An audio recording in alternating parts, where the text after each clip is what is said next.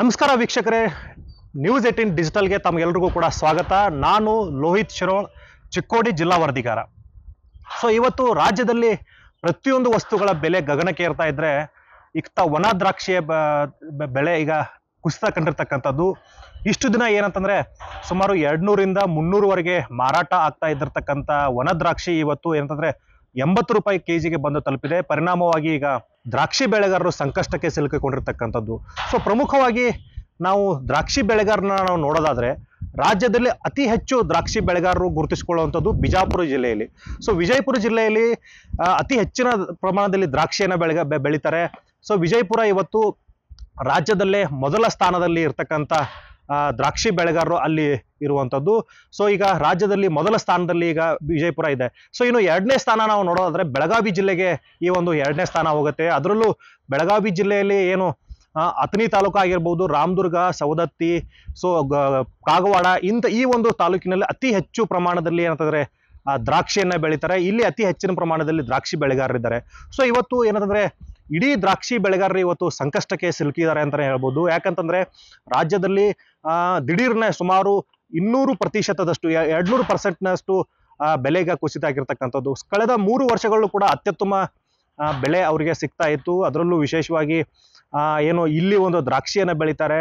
ಪಕ್ಕದ ಮಹಾರಾಷ್ಟ್ರದಲ್ಲಿ ಈ ಒಂದು ಮಾರುಕಟ್ಟೆ ವ್ಯವಸ್ಥೆ ಕೂಡ ಇತ್ತು. ಮಹಾರಾಷ್ಟ್ರದ ಮೂಲಕ ಮುಂಬೈ ಆಗಿರ್ಬೋದು, ದಿಲ್ಲಿ ಆಗಿರ್ಬೋದು, ಕಲ್ಕತ್ತಾ ಆಗಿರ್ಬೋದು, ಬೆಂಗಳೂರು ಆಗಿರ್ಬೋದು, ಇಂಥ ಒಂದು ದೊಡ್ಡ ದೊಡ್ಡ ಮಹಾನಗರಗಳಿಗೆ ಒಂದು ದ್ರಾಕ್ಷಿ ಬೆಳೆಯನ್ನ ಇಲ್ಲಿಂದ ಪಾರ್ಸಲ್ ಮಾಡ್ತಾ ಇದ್ರು. ಈಗ ಸದ್ಯಕ್ಕೆ ಬೆಲೆ ಕುಸಿತ ಕಂಡಿರ್ತಕ್ಕಂಥ ಪರಿಣಾಮವಾಗಿ ಈಗ ಒಣ ದ್ರಾಕ್ಷಿಯನ್ನ ಏನಂದ್ರೆ ಗೋಡೌನ್ ನಲ್ಲೇ ಸ್ಟೋರ್ ಮಾಡಿ ಇಟ್ಕೊಳ್ಳುವಂತ ಪರಿಸ್ಥಿತಿ ಈಗ ಇಲ್ಲಿನ ದ್ರಾಕ್ಷಾ ಬೆಳೆಗಾರದು ಪರಿಸ್ಥಿತಿ ಆಗಿರ್ತಕ್ಕಂಥದ್ದು. ಫಸಲ್ ಬಂದಂತಹ ಸಂದರ್ಭದಲ್ಲಿ ಮೊದಲು ದ್ರಾಕ್ಷಿಯನ್ನ ಮಾರಾಟ ಮಾಡ್ತಾರೆ. ಅದರಲ್ಲೂ ವಿಶೇಷವಾಗಿ ಏನು ವೈನ್ ತಯಾರಿಕಾ ಕಂಪ್ನಿಗಳಿದಾವೆ, ಆ ವೈನ್ ತಯಾರಿಕಾ ಕಂಪ್ನಿಗಳು ಕೂಡ ಆ ದ್ರಾಕ್ಷಿಯನ್ನ ಅಂದ್ರೆ ಹಸಿ ದ್ರಾಕ್ಷಿಯನ್ನ ತೆಗೆದುಕೊಂಡು ಹೋಗ್ತಾರೆ. ಅಲ್ಲಿಂದ ವೈನ್ ಪ್ರೊಸೆಸ್ ಆಗುತ್ತೆ. ಅದೇ ರೀತಿ ಮಾರುಕಟ್ಟೆಯಲ್ಲೂ ಕೂಡ ಮಾರಾಟ ಆಗುತ್ತೆ.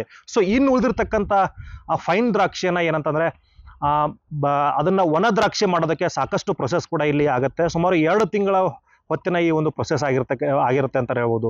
ಪ್ರಮುಖವಾಗಿ ಏನು ಆ ದ್ರಾಕ್ಷಿ ಇರುತ್ತೆ, ಆ ಒಂದು ದ್ರಾಕ್ಷಿಯನ್ನ ನೆರಳಿನಲ್ಲಿ ಒಣಗಿಸ್ಬೇಕು. ಕಂಪ್ಲೀಟ್ ಆಗಿ ಒಣಗಿದ ನಂತರ ಅದನ್ನ ಮತ್ತೆ ಬಿಸಿಲಿಗೆ ಹಾಕಿ ಒಣಗಿಸ್ಬೇಕು. ಮತ್ತೆ ನೆರಳಲ್ಲಿ ಇಟ್ಟು ಅದನ್ನ ಕ್ಲೀನ್ ಮಾಡಬೇಕು. ಅದಾದ ಬಳಿಕ ಅದನ್ನ ಪ್ಯಾಕ್ ಮಾಡಿ ಮಾರುಕಟ್ಟೆಗೆ ಕಳಿಸುವಂತ ಒಂದು ಪ್ರೊಸೆಸ್ ಇರುತ್ತೆ. ಇಡೀ ಪ್ರೊಸೆಸ್ ಅಲ್ಲಿ ಸುಮಾರು 1 ಎಕರೆ ದ್ರಾಕ್ಷಿ ಬೆಳೆಯೋಷ್ಟೊತ್ತಿಗೆ ಸುಮಾರು 2 ಲಕ್ಷ ಅವರಿಗೆ ಖರ್ಚು ಕೂಡ ಬರುತ್ತೆ. ಇಷ್ಟು ದಿನ 300 ರೂಪಾಯಿ, 250, 200 ರೂಪಾಯಿ ಇರ್ತಕ್ಕಂಥ ಒಣ ದ್ರಾಕ್ಷಿ ಬೆಲೆ ಈಗ ದಿಢೀರ್ನೆ ಕುಸಿತ ಕಂಡ ಪರಿಣಾಮ ಈಗ ಮಾರುಕಟ್ಟೆಗೆ ಒಣ ದ್ರಾಕ್ಷಿ ಹೋಗ್ತಾ ಇಲ್ಲ. ಬದಲಾಗಿ ಆ ಒಣ ದ್ರಾಕ್ಷಿಯನ್ನ ಗೋಡೌನ್ಗಳಲ್ಲೇ ಸ್ಟೋರ್ ಮಾಡಿ ಇಟ್ಕೊಂಡಿರ್ತಕ್ಕಂಥದ್ದು. ಇನ್ನು ಪ್ರಮುಖವಾಗಿ ರೈತರು ಯಾವ ರೀತಿ ಸಂಕಷ್ಟಕ್ಕೆ ಸಿಲುಕಿದ್ದಾರೆ ಅನ್ನೋದನ್ನ ನಾವು ನೋಡೋದಾದ್ರೆ, ಕಳೆದ ವರ್ಷ ದ್ರಾಕ್ಷಿನ ಬೆಳೆದಿರ್ತಕ್ಕಂಥ ಒಣ ರೈತರು ಅದನ್ನ ಒಣಗಿಸಿ ಸ್ಟೋರ್ ಮಾಡಿ ಈ ವರ್ಷ ಅಂದ್ರೆ 6 ತಿಂಗಳ ಬಳಿಕ ಅದಕ್ಕೆ ಒಂದು ಒಳ್ಳೆ ಬೆಲೆ ಬರುತ್ತೆ, ಆಗ ಮಾರಾಟ ಮಾಡಬೇಕು ಅಂತೇಳಿ ಗೋಡೌನ್ ನಲ್ಲಿ ಸ್ಟೋರ್ ಮಾಡ್ಕೊಂಡಿದ್ರು. ಆದ್ರೆ ದಿಢೀರ್ನ ಬೆಲೆ ಕುಸಿತ ಕಂಡಿರ್ತಕ್ಕ ಹಿನ್ನೆಲೆಯಲ್ಲಿ ಈಗ ಏನು ಆ ಒಣ ದ್ರಾಕ್ಷಿ ಮಾಡೋದಕ್ಕೆ ಖರ್ಚು ಬರುತ್ತೆ. ಆ ಖರ್ಚು ಕೂಡ ಈಗ ಅವ್ರಿಗೆ ಸಿಗ್ತಾ ಇಲ್ಲ. ಹಾಗಾಗಿ ಇಡೀ ದ್ರಾಕ್ಷಿಗಳನ್ನ ಆ ಗೋಡೌನ್ಗಳಲ್ಲಿ ಸ್ಟೋರ್ ಮಾಡಿ ಇಟ್ಕೊಂಡಿದ್ದಾರೆ. ಎಲ್ಲ ಗೋಡೌನ್ಗಳು ಈಗ ಫುಲ್ ಆಗಿ ನಿಂತಿರ್ತಕ್ಕಂಥದ್ದು. ಇನ್ನು ಏನ್ ಮತ್ತೆ ಒಣ ದ್ರಾಕ್ಷಿ ಬರುತ್ತೆ, ಆ ಒಣ ದ್ರಾಕ್ಷಿಯನ್ನ ಮಾರಾಟ ಮಾಡೋದಕ್ಕೆ ಅವ್ರ ಕಡೆಯಿಂದ ಸಾಧ್ಯ ಆಗ್ತಾ ಇಲ್ಲ ಅನ್ನುವಂತ ಮಾತನ್ನ ದ್ರಾಕ್ಷಿ ಬೆಳೆಗಾರರು ಹೇಳ್ತಾ ಇದ್ದಾರೆ. ರಾಜ್ಯ ಸರ್ಕಾರ ಮತ್ತು ಕೇಂದ್ರ ಸರ್ಕಾರ ಒಂದು ದ್ರಾಕ್ಷಿ ಬೆಳೆಗಾರರ ಸಹಾಯಕ್ಕೆ ಬರಬೇಕು, ಅವ್ರ ಜೀವನವನ್ನು ಉಳಿಸಬೇಕು ಅನ್ನುವಂಥ ನಿಟ್ಟಿನಲ್ಲಿ ನಮ್ಮ ಪ್ರಮುಖ ಬೇಡಿಕೆ ಅಂದ್ರೆ ಒಂದು ಬೆಂಬಲ ಬೆಲೆ ಕನಿಷ್ಠ 200 ರೂಪಾಯಿ ಒಂದು ಕೆಜಿಗೆ ಮನುಕಕ್ಕೆ ಇರಬೇಕು ಅನ್ನುವಂಥದ್ದು ಒಂದು.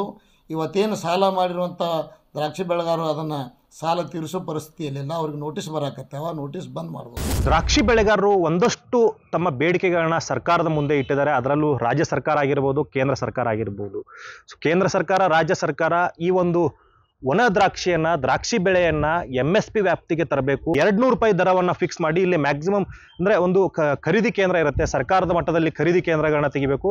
ಸರ್ಕಾರವೇ ಮುಂದೆ ನಿಂತ್ಕೊಂಡು ಅದನ್ನ 200 ರೂಪಾಯಿ ಕೆಜಿ ಹಂಗೆ ಅಟ್ಲೀಸ್ಟ್ ಕನಿಷ್ಠ 200 ರೂಪಾಯಿ ಕೆಜಿ ಹಂಗಾದ್ರೂ ಒಣ ದ್ರಾಕ್ಷಿಯನ್ನ ಖರೀದಿ ಮಾಡಬೇಕು ಅನ್ನುವಂಥದ್ದು ರೈತರ ಪ್ರಮುಖ 1ನೇ ಬೇಡಿಕೆ. ಇನ್ನು 2ನೇ ಬೇಡಿಕೆ ಏನಪ್ಪಾ ಅಂತಂದ್ರೆ, ಇವತ್ತು ಆ ಡ್ರೈ ಫ್ರೂಟ್ಸ್ ಅಲ್ಲಿ ಅದನ್ನ ಕನ್ಸಿಡರ್ ಮಾಡಲಾಗತ್ತೆ.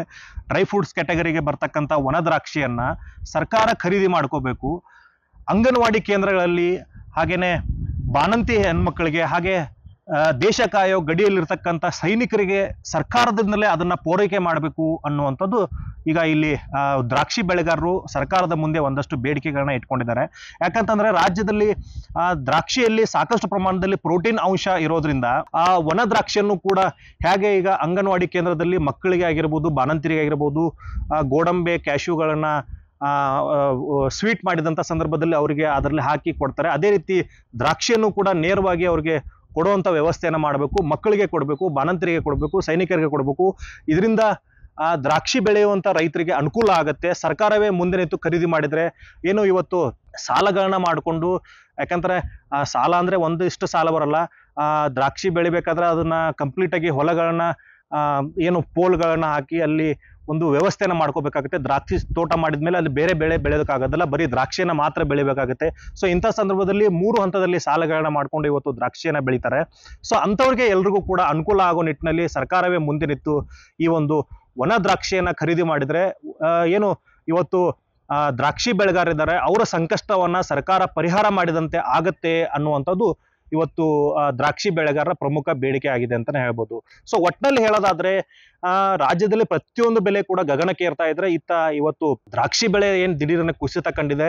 ಇದರ ಪರಿಣಾಮವನ್ನ ನೇರವಾಗಿ ಸುಮಾರು ಸಾವಿರಾರು ಏನು ಪ್ರತಿ ತಾಲೂಕಿನಲ್ಲಿ ಇರ್ತಕ್ಕಂಥ ಸಾವಿರಾರು ರೈತರು ಇವತ್ತು ಒಂದು ಬೆಲೆ ಕುಸಿತದ ಎಫೆಕ್ಟ್ ಅನ್ನು ಅನುಭವಿಸ್ತಾ ಇದ್ದಾರೆ. ಹಾಕಿದ ಬಂಡವಾಳ ಕೈಗೆ ಬರ್ತಾ ಇಲ್ಲ. ಗೋಡೌನ್ ನಲ್ಲಿ ಇಟ್ಟಿರ್ತಕ್ಕಂಥ ಏನೊಂದು ಒಣ ದ್ರಾಕ್ಷಿ ಇದೆ ಅದು ಕೂಡ ಮಾರಾಟ ಆಗ್ತಾ ಇಲ್ಲ.